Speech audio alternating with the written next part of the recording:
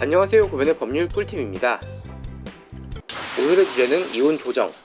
왜 이 주제가 나왔는지 잘 아시죠? 송혜교와 송중기 씨의 이혼 사건 때문인데요. 원래 이거 안 하려고 하다가 어제 하루 종일 단톡방에서 난리가 났어요. 그래서 간단하게 정리를 하기로 했어요. 기본적으로 이혼할 때는 크게 두 가지 형태가 있어요. 당사자들끼리 합의로 이혼하는 경우, 그리고 이혼 소송이죠. 그리고 제3의 형태로 이혼 조정이 있는데, 이 이혼 조정은 처음부터 이혼 조정 신청을 하는 경우도 있고, 이혼 소송 도중에 이루어지는 경우도 있어요. 자, 이번 사건은 송중기 측이 처음부터 이혼 조정을 신청한 케이스죠. 이렇게 신청한 이혼 조정은 결렬되면 조정 자체를 아예 종결해버리는 경우도 있는데, 대개는 이혼 소송으로 전환돼서 진행이 돼요. 그래서 이혼 조정을 신청하는 경우에는 일반적으로 뒤에서 합의가 다 된 경우에 신청을 해요. 왜? 이혼 조정이 안 되면 어차피 소송으로 가야 되는데 이건 완전히 불필요한 시간 낭비거든요. 그리고 이혼 소송으로 가더라도 몇 차례 조정을 해요. 그렇기 때문에 처음부터 이혼 조정을 신청하는 거는 양 당사자가 이혼에 대해서 거의 합의가 다 돼 있는 경우예요. 연예인 이혼 사건들에서 이혼 조정을 많이 해요. 그 이유가 몇 가지가 있는데, 첫 번째는 사생활 보호죠.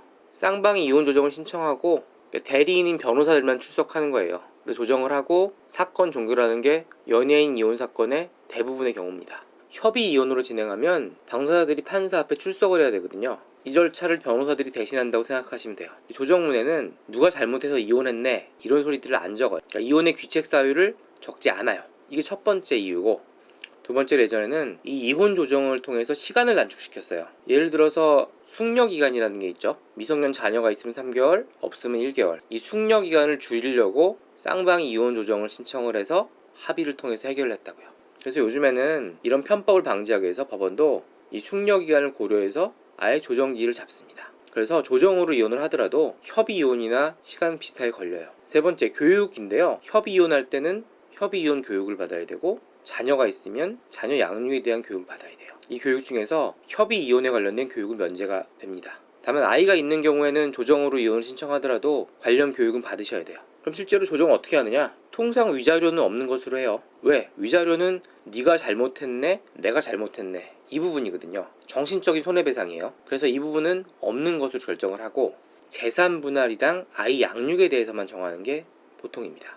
이 조정문에 대해서 사인을 하게 되면 판결문과 똑같아요. 사실 가장 간명하게 끝나죠.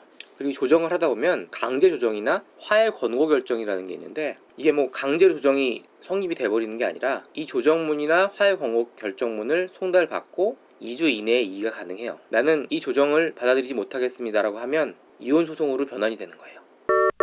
그럼 언론 보도로 본 송혜교 송중기 사건에 대한 논평을 간단하게 할게요. 첫 번째, 통상적인 이혼 조정의 형태는 아니에요. 제가 먼저 말씀드렸죠. 이미 합의가 다 된 상태에서 진행을 하는 게 일반적이라고.